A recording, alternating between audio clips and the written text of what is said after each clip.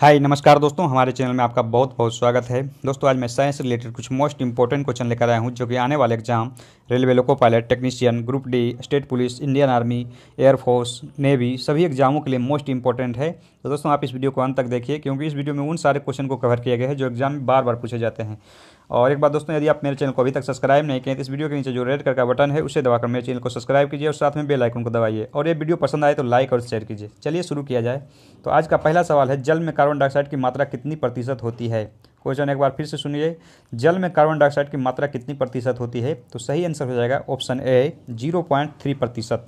और यदि पूछा जाए कि वायुमंडल में कार्बन डाइऑक्साइड की मात्रा कितना प्रतिशत होता है, तो वायुमंडल में कार्बन डाइऑक्साइड की मात्रा होता है 0.03%, जो कि ऑप्शन बी में दिया गया है। और ऑक्सीजन की मात्रा कितनी प्रतिशत होती है, वायुमंडल में ऑक्सीजन की मात्रा कितनी प्रतिशत होती है, तो आंसर हो जाएगा 21%। और नाइट्रोजन की प्रतिशत कितनी होती है, तो आंसर हो जाएगा 78%, जो कि वायुमंडल में सबसे अधिक मात्रा में पाया जाता है। कौन सा गैस पाया जाता है, तो नाइट्रोजन। नेक्स्ट क्वेश्चन है, मच्छर में गुणसूत्रों की संख्या कितनी होती है। तो दोस्तों मच्छर में गुणसूत्रों की संख्या 6 होती है, ऑप्शन बी सही आंसर है। और मक्खी में, घरेलू मक्खी में गुणसूत्रों की संख्या कितनी होती है, तो 12 होती है। और मटर में 14 होती है और गेहूं में 42 होती है। लेकिन यहाँ पे क्वेश्चन पूछा गया है मच्छर में, तो मच्छर में गुणसूत्रों की संख्या कितनी होती है, 6, बी सही आंसर है। नेक्स्ट क्वेश्चन है, फलों का अध्ययन क्या कहलाता है। तो दोस्तों फलों का अध्ययन कहलाता है पोमोलॉजी। यहाँ पे आंसर हो जाएगा ऑप्शन है पोमोलॉजी। और एंथोलॉजी जो है वो पुष्पों का अध्ययन कहलाता है। फाइकोलॉजी शैवालों का अध्ययन कहलाता है। माइकोलॉजी कवकों का अध्ययन कहलाता है। नेक्स्ट क्वेश्चन है, गुणसूत्र का नामकरण किसने किया। तो दोस्तों गुणसूत्र का नामकरण किया है, आंसर हो जाएगा ऑप्शन सी डब्ल्यू बाल्टेयर। लेकिन जोहानसन ने जीन शब्द का प्रयोग किया था। जोहानसन जो दिया गया ऑप्शन ए में, वो जीन शब्द का प्रयोग किया था। और जीएफ मेंडल जो है वो इसे अनुवांशिकता का पिता कहा जाता है। यानी कि ये अनुवांशिकता का पिता किसे कहा जाता है, तो जीएफ मेंडल को, जिसका यानी कि पूरा नाम है ग्रेगरी जोहान मेंडल। और डब्ल्यू वाटसन जो है दोस्तों, डब्ल्यू वाटसन ने सर्वप्रथम यानी कि सबसे पहले जेनेटिक शब्द का प्रयोग किया था। जेनेटिक शब्द का प्रयोग सर्वप्रथम किसने किया था, डब्ल्यू वाटसन ने। नेक्स्ट क्वेश्चन है, जीवाणु का खोज किसने किया। तो दोस्तों जीवाणु का खोज किया है ल्यूवेन हॉक ने, ऑप्शन ए सही आंसर है। और यदि पूछा जाए एग्जाम में जीवाणु का नामकरण यानी कि जीवाणु का नाम किसने दिया, तो उसका आंसर हो जाएगा एहरेनबर्ग। और इवानोविस्की जो है विषाणु का खोज किया है। पूछा जाता है एग्जाम में कि विषाणु का खोज किसने किया, तो आंसर हो जाएगा इवानोविस्की। लेकिन यहाँ पे पूछा गया है जीवाणु का खोज किसने किया, तो जीवाणु का खोज हो जाएगा option A Leeuwenhoek. Next question है, बेटी बचाओ बेटी पढ़ाओ का प्रारंभ कब किया गया। तो दोस्तों बेटी बचाओ बेटी पढ़ाओ का प्रारंभ आंसर हो जाएगा ऑप्शन बी 22 जनवरी 2015 को किया गया था। और 25 दिसंबर 2014 को मिस यानी इंद्रधनुष योजना का शुरुआत किया गया था। इंद्रधनुष जिसका यानी कि संबंध है टीकाकरण से। पूछा जाता है कि मिशन इंद्रधनुष उसका संबंध किस क्षेत्र से है, तो टीकाकरण से है। और 20 फरवरी 2015 को कौन सा योजना चालू किया गया था, तो कौशल विकास योजना। 20 फरवरी 2015 को कौन सा योजना का शुरुआत किया गया था, तो प्रधानमंत्री कौशल विकास योजना। और 1 जनवरी 2015 को कौन सा क्या चीज़ का स्थापना हुआ था, दोस्तों 1 जनवरी 2015 को नीति आयोग का स्थापना हुआ था। और नीति आयोग को किसके जगह रिप्लेस किया गया है, तो नीति आयोग को योजना आयोग की जगह रिप्लेस किया गया है। ऐसा क्वेश्चन एग्जाम में देखने को मिल चुका है, एमटीएस एग्जाम में पूछा जा चुका है। इसीलिए आप लोग ध्यान दीजिएगा, यदि पूछा जाए कि नीति आयोग को किसके जगह रिप्लेस किया गया है यानी कि किसके जगह लाया गया है, तो आंसर हो जाएगा नीति आयोग की जगह। और नीति आयोग के अध्यक्ष कौन होते हैं, तो प्रधानमंत्री होते हैं। नेक्स्ट क्वेश्चन है, भारी जल का अनुभार कितना होता है। तो दोस्तों भारी जल का अनुभार होता है 20, आंसर हो जाएगा बी 20। और 18 जो है वो साधारण जल का अनुभार होता है। और 16 जो दिया गया है वो पेड़ पौधों में कितने खनिज यानी कि विकास के लिए कितने खनिज तत्वों की आवश्यकता होती है, तो 16। लेकिन यहाँ पे जो यानी ऑप्शन ए में दिया गया है 18 वो साधारण जल का है। और ऑप्शन बी में जो है भारी जल का है, जो कि क्वेश्चन में पूछा गया है। और पूछा जाता है कि साधारण जल का रासायनिक सूत्र क्या होता है। तो दोस्तों साधारण जल का रासायनिक सूत्र होता है H2O। और भारी जल का रासायनिक सूत्र होता है D2O, जिसे डेट्रोरियम ऑक्साइड भी कहते हैं। नेक्स्ट क्वेश्चन है, निम्नलिखित में कौन सा एक लोहा का अयस्क है। निम्नलिखित में कौन सा एक लोहा का अयस्क है, तो आंसर हो जाएगा ऑप्शन सी सीडेराइट। और डोलोमाइट जो दिया गया है, डोलोमाइट किसका अयस्क है, तो आंसर हो जाएगा कैल्शियम का। और नाइटर जो है, नाइटर पोटेशियम का अयस्क है। और रूबी सिल्वर जो ऑप्शन डी में दिया गया है दोस्तों, वह चांदी का अयस्क है। नेक्स्ट क्वेश्चन है, अयस्क में मिलने वाले अशुद्धि को क्या कहते हैं। अयस्क में मिले अशुद्धि को क्या कहते हैं, तो आंसर हो जाएगा गैंग। और ऑप्शन बी में जो दिया गया धातुमल, धातुमल किसे कहते हैं? तो गैंग एवं फ्लक्स के मिलाने से जो पदार्थ बनता है उसे धातुमल कहते हैं। और ऑप्शन ए में जो दिया गया है फ्लक्स, तो फ्लक्स क्या होता है? दोस्तों फ्लक्स अशुद्धि को हटाने के लिए यानी बाहर से जिस पदार्थ को मिलाया जाता है उसे फ्लक्स कहा जाता है। गैंग में जो अशुद्धि होता है उसे हटाने के लिए बाहर से जो पदार्थ का प्रयोग किया जाता है उसे फ्लक्स कहते हैं। देखिएगा ऐसा क्वेश्चन बहुत बार एग्जाम में पूछा जा चुका है, तो थोड़ा ध्यान दीजिएगा। नेक्स्ट क्वेश्चन है रक्त का पीएच मान कितना होता है? तो दोस्तों रक्त का पीएच मान होता है ऑप्शन बी 7.4, और 7.7 जो है वो पित्त का पीएच मान होता है। और पूछा जाता है एग्जाम में पित्त का निर्माण कहाँ होता है? तो दोस्तों पित्त का निर्माण होता है यकृत में, लेकिन जमा होता है पित्ताशय में। तो उसका पीएच मान कितना होता है? 7.7 होता है। और 8.4 जो है वो समुद्री जल का पीएच मान है। और ऑप्शन डी में जो दिया गया 6 वह मानव मूत्र का पीएच मान है। पूछा जाता है मूत्र का पीएच मान कितना होता है? तो 6 होता है। और रक्त का पीएच मान यहाँ पे पूछा गया है, क्वेश्चन में है रक्त का पीएच मान कितना होता है? तो आंसर हो जाएगा ऑप्शन बी 7.4। नेक्स्ट क्वेश्चन है सिरका का कौन सा यानी कि सिरका में कौन सा अम्ल पाया जाता है? सिरका में कौन सा अम्ल पाया जाता है?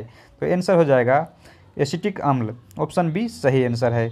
और सिट्रिक अम्ल जो है नींबू, संतरा और खट्टे फल में पाया जाता है। पूछा जाए एग्जाम में कि नींबू में कौन सा अम्ल पाया जाता है या संतरा में कौन सा अम्ल पाया जाता है, तो सिट्रिक अम्ल हो जाएगा। और या खट्टे फल में जो होता है उसे यानी कि सिट्रिक अम्ल पाया जाता है। और टार्टरिक अम्ल जो है, टार्टरिक अम्ल इमली में पाया जाता है। दोस्तों टार्टरिक अम्ल इमली में पाया जाता है। और लैक्टिक अम्ल, लाटिक अम्ल लिखा गया है तो थोड़ा माफ़ कीजिएगा, यहाँ पे यानी कि टाइपिंग मिस्टेक हुआ है, तो उस सब पे आप ध्यान मत दीजिए, मैं सही से पढ़ देता हूँ। लैक्टिक अम्ल किस में पाया जाता है? तो आंसर हो जाएगा दूध और दही में। और एग्जाम में पूछा जाता है कि यानी दूध की शुद्धता किससे मापा जाता है? तो दोस्तों दूध का शुद्धता जो होता है वो लैक्टोमीटर से मापा जाता है, और इसमें लैक्टोबेसिस जीवाणु पाया जाता है। पूछा जाता है कि दूध जो उजला होता है किसके कारण होता है? तो दूध उजला होता है केसिन के कारण, लेकिन दूध पीला किसके कारण होता है? तो प्रोटीन के कारण। लेकिन यहाँ पे क्वेश्चन है सिरका में कौन सा अम्ल पाया जाता है? तो दोस्तों सिरका में एसिटिक अम्ल पाया जाता है, ऑप्शन बी सही आंसर है। चलिए नेक्स्ट क्वेश्चन देखते हैं, मानव शरीर में अधिक मात्रा में कौन सा तत्व पाया जाता है? मानव शरीर में अधिक मात्रा में कौन सा तत्व पाया जाता है? तो आंसर हो जाएगा ऑप्शन सी ऑक्सीजन। दोस्तों मानव शरीर में सबसे अधिक ऑक्सीजन पाया जाता है, उसके बाद कार्बन डाइऑक्साइड पाया जाता है। ऑक्सीजन 65% पाया जाता है, और कार्बन जो है 18% पाया जाता है, और हाइड्रोजन जो है तीसरे स्थान पर पाया जाता है जो कि 10% पाया जाता है, और नाइट्रोजन 3% पाया जाता है। लेकिन यहाँ पे जो क्वेश्चन पूछाएगा सबसे अधिक मात्रा, तो आप ऑक्सीजन सही आंसर देंगे, क्योंकि ऑक्सीजन सबसे अधिक 65% पाया जाता है। दूसरे स्थान कार्बन डाइऑक्साइड का, तीसरा स्थान हाइड्रोजन का, चौथा स्थान नाइट्रोजन का, और पाँचवा स्थान में कैल्शियम आ जाएगा। नेक्स्ट क्वेश्चन है टेलीफोन का खोज किसने किया? दोस्तों टेलीफोन का खोज किसने किया? तो आंसर हो जाएगा ऑप्शन बी ग्राहम बेल। यहाँ पे सही आंसर हो जाएगा ग्राहम बेल। टेलीफोन का खोज किसने किया? तो सही आंसर है ग्राहम बेल। और जेल बेयर्ड जो है वो टेलीविज़न का खोज किया है, जिसे टीवी शॉर्ट में टीवी बोलते हैं। टीवी का खोज किसने किया? तो जेल बेयर्ड ने किया। और टेलीफोन का खोज ग्राहम बेल ने किया। और मार्टिन कूपर जो है वो मोबाइल का खोज किया है। पूछा जाता है एग्जाम में मोबाइल का खोज किसने किया? तो मार्टिन कूपर ने किया। और माइकल फैराडे, दोस्तों माइकल फैराडे जो है ये ट्रांसफार्मर का खोज किया है। एग्जाम में पूछा जाता है ट्रांसफार्मर का खोज किसने किया? तो माइकल फैराडे ने। नेक्स्ट क्वेश्चन है कौन का मात्रक क्या होता है? तो दोस्तों कौन का मात्रक होता है? रेडियन। कौन का मात्रक क्या होता है? तो रेडियन। यदि एग्जाम में पूछा जाए कि ठोस कौन का मात्रक क्या होता है, तो ठोस कौन का मात्रक होता है? स्टेरेडियन, जो कि ऑप्शन बी में दिया गया है। लेकिन यहाँ पे पूछा गया कौन का मात्रक क्या होता है, तो ऑप्शन ए सही आंसर है रेडियन। और न्यूटन जो दिया गया है वो बल का मात्रक है, और वेबर जो है चुंबकीय फ्लक्स का मात्रक है। ये सारे जो क्वेश्चन मैं डिस्क्राइब कर रहा हूँ वो सभी एग्जाम में पूछे जा चुके हैं, तो आप ध्यान दीजिए और एक नोट जरूर बना लें। हमारे वीडियो जो भी वो अपडेट होता है उसका नोट बनावें, आपको बहुत हेल्प मिलेगा। नेक्स्ट क्वेश्चन है नली में धारा का प्रवाह किससे मापा जाता है? नली में धारा का प्रवाह किससे मापा जाता है? तो आंसर हो जाएगा ऑप्शन ए वेंटीरियोमीटर से। नली के धारा का प्रवाह किससे मापा जाता है? तो वेंटीरियोमीटर से। और पायरोमीटर से क्या मापा जाता है? तो पायरोमीटर से मापा जाता है उच्च ताप। पूछा जाता है एग्जाम में कि उच्च ताप मापने के लिए किसका प्रयोग किया जाता है? तो पायरोमीटर से। और बिस्कोमीटर से क्या मापा जाता है? दोस्तों दर्बों की श्यानता किससे मापा जाता है? बिस्कोमीटर से। ऑप्शन सी में जो दिया गया बिस्कोमीटर, उससे दर्बों का श्यानता मापा जाता है। और हाइड्रोमीटर जो है, हाइड्रोमीटर से दर्बों का अपेक्षित घनत्व मापा जाता है। एग्जाम में पूछा जाता है दर्बों का अपेक्षित डेंसिटी या अपेक्षित घनत्व किससे मापा जाता है? तो आंसर हो जाएगा हाइड्रोमीटर। लेकिन यहाँ पे पूछा गया है नली में धारा का प्रवाह किससे मापा जाता है? तो आंसर हो जाएगा वेंटीरियोमीटर से। नेक्स्ट क्वेश्चन है निम्नलिखित में कौन सा आवेशहीन कण है? निम्नलिखित में कौन सा आवेशहीन कण है? तो आंसर हो जाएगा ऑप्शन सी, न्यूट्रॉन। दोस्तों न्यूट्रॉन जो है एक आवेशित हीन कण है, इस पर कोई चार्ज नहीं होता है। लेकिन पूछा जाता है कि यानी कि प्रोटॉन कैसा कण है? तो प्रोटॉन जो है वो धन आयन कण है, यानी कि इस पर धन आवेश होता है और इलेक्ट्रॉन पे ऋण आवेश होता है, लेकिन न्यूट्रॉन पे कोई चार्ज नहीं होता है, यानी कि आवेशहीन कण है। तो यहाँ पे आंसर हो जाएगा option C, neutron. Next question है, जल का विशिष्ट ऊष्मा कितना होता है? जल का विशिष्ट ऊष्मा कितना होता है? तो दोस्तों आंसर हो जाएगा option B, 4200 joule KG kelvin प्रति केजी केल्विन होता है, यानी कि 4200 जूल प्रति केजी केल्विन। और बहुत ही इंपॉर्टेंट है, और ये जल का जो विशिष्ट ऊष्मा होता है सबसे अधिक होता है। और ऑप्शन ए में जो दिया गया है 80 कैलोरी प्रति ग्राम, या जल यानी कि बर्फ़ का गुप्त ऊष्मा का मान दर्शा रहा है। पूछा जाता है एग्जाम में बर्फ़ का गुप्त ऊष्मा का मान कितना होता है या गुप्त ऊष्मा कितना होता है? तो 80 कैलोरी प्रति ग्राम होता है, जो कि ऑप्शन ए में दिया गया है। और ऑप्शन बी में जो दर्शा रहा है वो जल का गुप्त ऊष्मा यानी कि भाप या जल यानी भाप का गुप्त ऊष्मा का यानी कि मान दर्शा रहा है, जो कि 540 कैलोरी प्रति ग्राम है। और 2100 जूल प्रति केजी प्रति केल्विन जो है, 2100 जूल प्रति केजी केल्विन जो दिया गया है वह बर्फ़ का विशिष्ट ऊष्मा का मान दर्शा रहा है। लेकिन यहाँ पे जो पूछा गया है जल का विशिष्ट ऊष्मा कितना होता है, तो आंसर बी यानी कि डी यहाँ होना चाहिए, ऑप्शन डी, जो कि बी लिखा गया है। तो थोड़ा माफ़ कीजिएगा, मैं यानी कि हो गया है, मिस्टेक हुआ है थोड़ा सा, तो इसके लिए मैं माफ़ी चाहूँगा। 4200 जूल प्रति केजी प्रति केल्विन सही आंसर है। 17 नंबर क्वेश्चन का सही आंसर 4200 जूल प्रति केजी केल्विन हो जाएगा। नेक्स्ट क्वेश्चन है 18वां क्वेश्चन, जल में ध्वनि का चाल कितना होता है? बहुत ही इंपॉर्टेंट क्वेश्चन है दोस्तों, ध्यान दीजिएगा। जल में ध्वनि का चाल कितना होता है? तो आंसर हो जाएगा ऑप्शन डी, 1483 मीटर प्रति सेकेंड। और ऑप्शन ए में जो दिया गया है वायु में ध्वनि का चाल दिया गया है। और ऑप्शन बी में जो दिया गया है 1533। दोस्तों समुद्री जल में यदि पूछा जाए समुद्री जल में ध्वनि का चाल कितना होता है, तो 1533 मीटर प्रति सेकेंड होता है। और 1450 जो दिया गया है ऑप्शन सी में, यह पारा में ध्वनि का चाल होता है। पूछा जाता है पारा में ध्वनि का चाल कितना होता है, तो 1450 मीटर प्रति सेकेंड।